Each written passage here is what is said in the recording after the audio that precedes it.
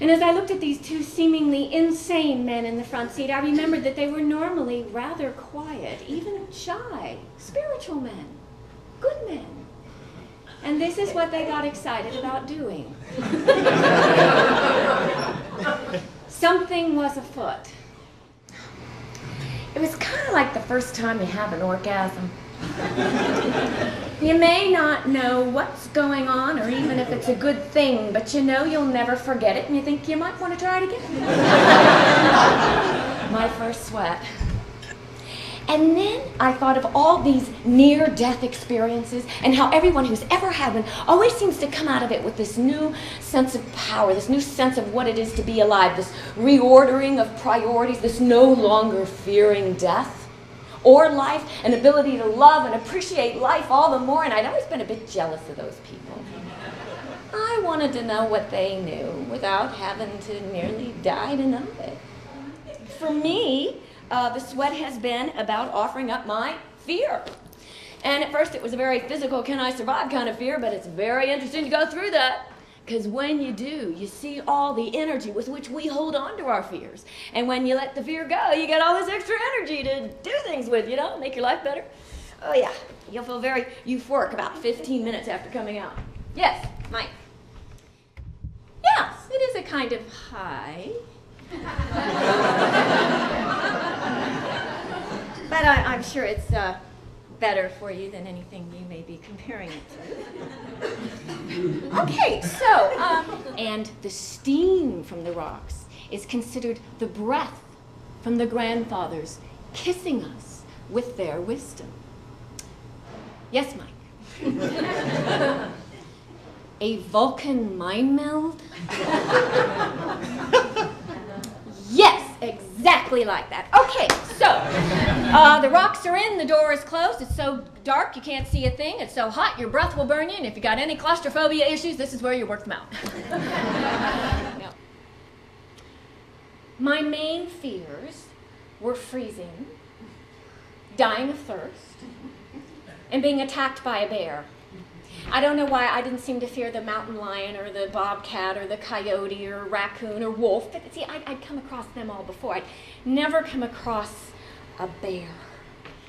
And also, I couldn't remember what you were supposed to do. With lions and bears, one of them you're supposed to look them right in the eye, not the other. That causes them to attack. And one of them you're supposed to make yourself as big as possible, and not with the other. And I couldn't remember which was which, and I wasn't sure I wanted to be in a position where I'd have to. The Lakota word for vision quest is hanblechea, which means crying for a dream or vision. Che means to cry, hanblechea, and they believe that if you cry with an intention or direction, that means to pray. Crying for a dream or vision. My little brother said he'd be crying and seeing visions too if he had to go 4 days with no food or water. He thought it was pretty stupid. He said, "Hey, Steph, aren't you supposed to die after 3 days of no water?" Like I hadn't thought of that. And I said, "Hey, Lenny, aren't hot coals supposed to burn your feet? But a lot of people walk on them without a mark." He didn't have much to say after that.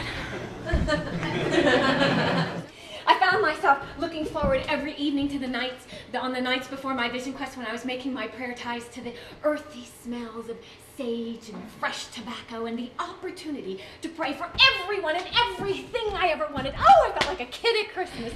And then after I'd prayed for everyone, I'd pray for the dolphins and the rainforest and the earth. And then I still had another 100 prayer ties to do. So then I started to pray for people I didn't like. Or people who tried to harm me or wanted to. Like our neighbor who has harassed me for the 3 years I've lived there because I don't park my car to her specifications. And I would pray for her and mean it.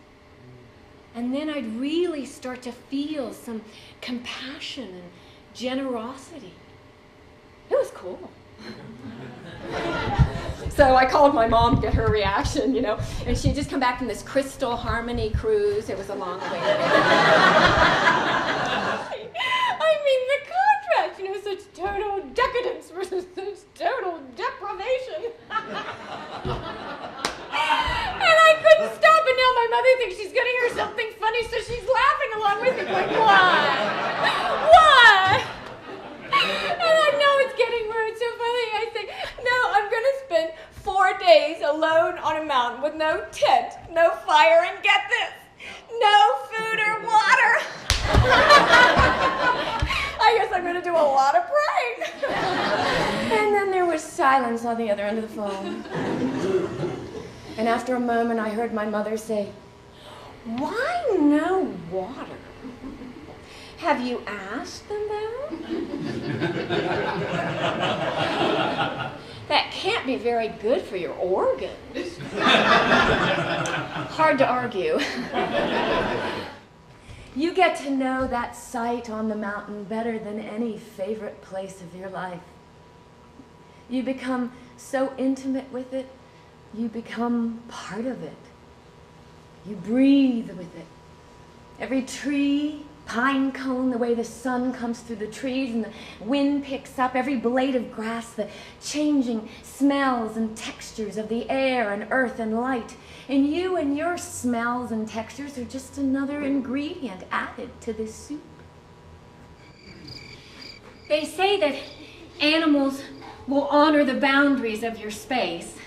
And this was tested the first night. Turns out my spot was in the middle of a 4-lane animal highway.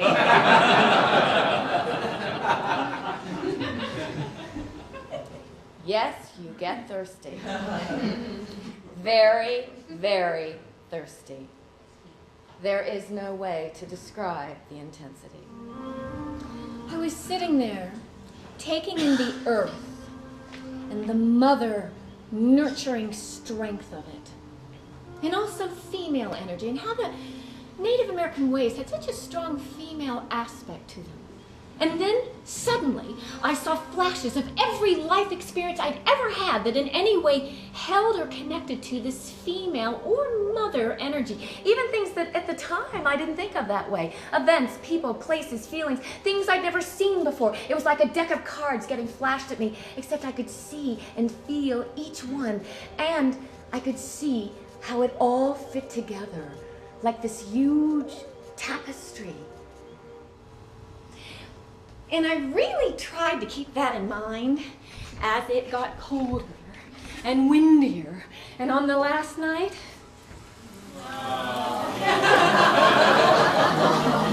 it rained all night. So now it was not enough to be cold and hungry and thirsty and exhausted and alone on a mountain in the dark. Now I was wet. I felt a moment of panic.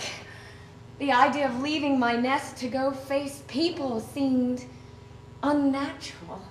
Oh, my body knew it was time to drink water, but still I wanted to ask if I could stay just a little while longer, but I just couldn't imagine them saying, "Oh, okay, well, just let us know when you're ready."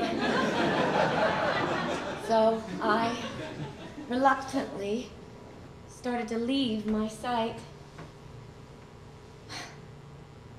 This was it. It was over.